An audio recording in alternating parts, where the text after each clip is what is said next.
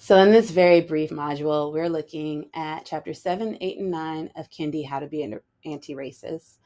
So this includes a chapter on culture, a chapter on behavior, and a chapter on colorism. So we're starting with a chapter on culture, in which Kendi discusses experiences of Black people when it comes to culture, and thoughts of inferiority or superiority based on culture, and he gets into education. So with Kendi, when we're talking about culture, we're really just talking about acceptability, right? We're talking about what's considered to be proper, what's considered to be okay, what's considered to be American even. And here we note the difference between cultural racist ideas and cultural non-racist ideas, in that those that are culturally non-racist basically don't view elements of a specific culture as being inferior or superior, but as being basically equal in value and simply different. And so we talked about this a little bit in class the last time that we met, where we talked about this idea of professionalism alongside the idea of civilization or being civilized, and how sometimes these terms are just like a low key way of presenting a polite euphemism for something that is truly a culturally racist idea, by saying that someone's hair or someone's language is uncivilized or unprofessional. You might be perpetuating these ideas of white supremacy and white propriety, rather than accepting differences in culture and meaning. That is because those things aren't natural, right? The idea of how people should speak or how people should dress or appear or style their hair aren't inherent, and they aren't specific to certain bodies. I think we can all agree now in 2024 that no one should have to change their hair texture in order to fit into this ideal of propriety. And we'll get into this more when we go on to colorism, or chapter 9 of Kendi. I think that's the last couple of slides in this very, very short lecture. And so another thing here is looking at language, right? And we see this a lot when we're talking about English as a second language and non-native English speakers and things like that, where despite, whatever proportion of people are speaking that language, or despite the number of languages that an individual might know, we only accept English as king, and we only accept certain accents, right? And where we also prioritize some vernaculars over other vernaculars. And so this is a really interesting question, because there are arguments to both sides, whether or not acknowledging Ebonics, right, or African American vernacular.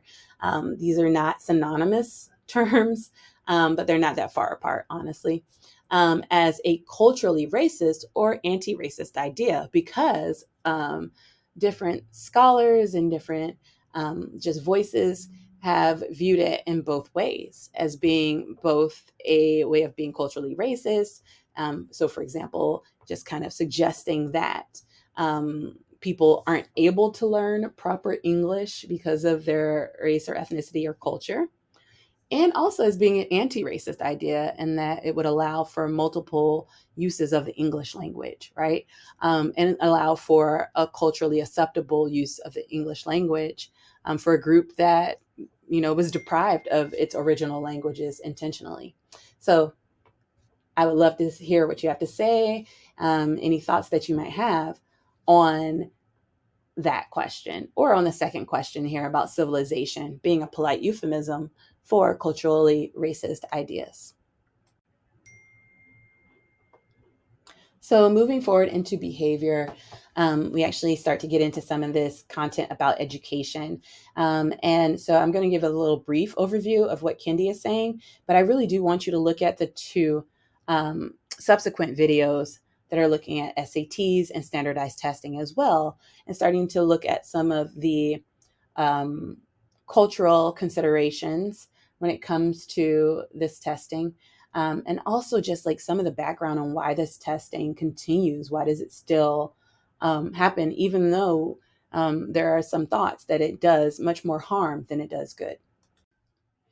So as you can see on the slide, Kendi basically points out in chapter 8 on behavior that one of the things that differentiates people of color from others is that when people of color make an individual mistake, these mistakes are often generalized as mistakes of the entire race, or as stereotypes, right? These overgeneralizations that are placed on everyone, right? And in comparison, that white individual mistakes are typically seen as individual mistakes that are met with second chances and with empathy.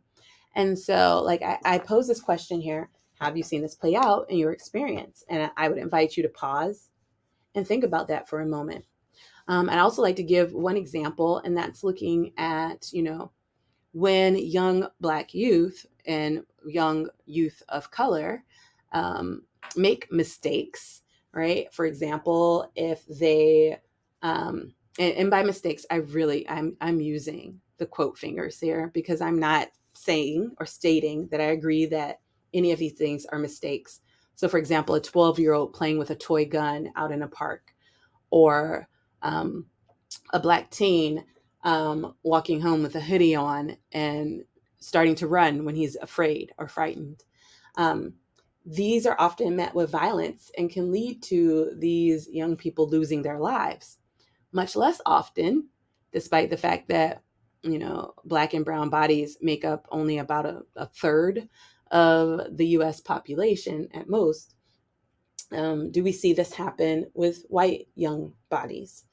And so you can see in this like more extreme but factual scenario that there's a difference in whether or not you can walk away from making a mistake. And that difference often falls along a color line. The same can be said for like even during an arrest, how you're physically treated. I don't think that any of us have forgotten about the young man, Dylan, that killed all those Black folks in that church a few years ago, and how he said he was hungry on his way home, or not his way home, sorry, on his way to, the police station for his arrest. And so they drove him through Burger King. I can't think of a single Black youth who was fed by police officers after killing folks in a mass murder. Or just like a single situation where we would have thought that this was acceptable. So we see this play out differently across the board, even when it comes to sentencing. I remember the swimmer, for some reason, I want to say his name is Brock. I don't think that's his actual name, but it just seems right. But he was a swimmer. He sexually assaulted a young woman, and the judge was more concerned about his future career in swim than he was about that young woman and her recovering from this violence. Or than he was about this young man actually like serving the time necessary. He was concerned about how one mistake was going to ruin this young man's career and perhaps ruin his reputation for life, but not about the young woman there. And so I can guarantee you that if we flip the script on this, that judge, in a different scenario with a brown or Black person would not have had that same concern, right? And so we can also look into, how these sorts of disparities when it comes to culture and behavior show up in other social institutions, like looking at the achievement gap and standardized tests. So according to Kendi, the use of standardized tests to measure aptitude and intelligence is one of the most effective racist policies ever devised to degrade Black and also BIPOC minds and legally exclude Black and brown bodies. So my question I pose here is, what is your response to this, right? Kendi lays out some history about these standardized tests, about the SAT and GRE, and then, kind of asks, like, why are we still using these tests? And what would it look like to change what admissions looks like for everyone, to change these educational structures and educational institutions for everyone? And in particular, I want to add on to that, why not look at the racial disparities in funding for education and resources for funding schools and teachers, right? I agree with Kendi where he says the racial problem is the opportunity gap, as anti-racist reformers call it, not the achievement gap, right? Is it about the behavior of Black and Brown students? Is it about their abilities to do the work? Is it about their culture? Or is it about the lack of resources or disparity of resources and opportunities, right? How do we move toward creating opportunities for more kids to succeed inside and outside of school? And how do we acknowledge and celebrate different types of intelligence, right? And how do we make that, you know, respect for cultural capital and for social capital more inclusive, so that it's not just limited to that which is reflected by dominant ideology? I also, again, want you to watch the 2 videos that follow. They should also be in a playlist for this week. And, think about what needs to happen with standardized testing and admissions testing, and how can we change this to make it more fair for everyone.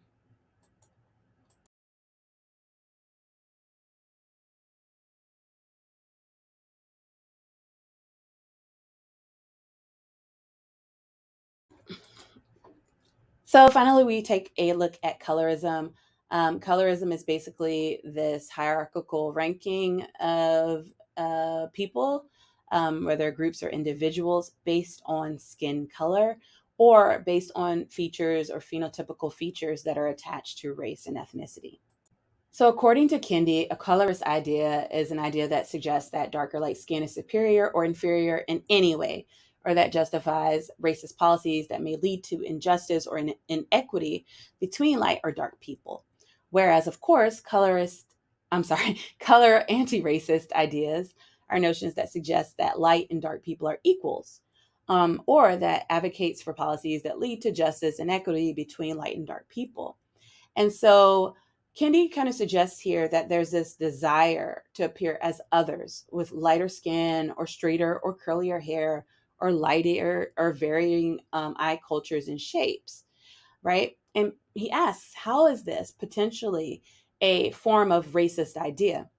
And so when we're talking about this internalization of a racialized beauty policy or a racialized beauty standard, we're looking at, again, this dueling consciousness, right, of anti racism. So there can be this dueling consciousness of anti racist pride in one's own race and assimilationist desire to be another race. And in that way, we see this dueling consciousness can also play out in the beauty standards we adopt or adhere to, even if it's not intentional, right? And so perhaps, things may not be a matter of preference, but instead a matter of, positioning oneself to assimilate, right, and to maybe be viewed as more acceptable, more palatable, right? So for Kendi, he gives the example of wearing those colored contact lenses, right, to portray himself as lighter. He talks about white people tanning to become darker. And in his words, he says that to be anti-racist is not to reverse the beauty standard, and that to be anti-racist is to eliminate any standard based on skin, eye color, hair texture, right? And to be anti-racist is to diversify our standards of beauty, like our standards of culture or intelligence. So you can see the connection here. To see beauty equally in all skin colors, broad and thin noses, kinky and straight hair, light and dark eyes. To be an anti racist is to build and live in a beauty culture that accentuates instead of erases our natural beauty. So, what would an anti racist beauty culture look like? What do we need to change to get there? Right? So, that's the last question I'm going to leave you with.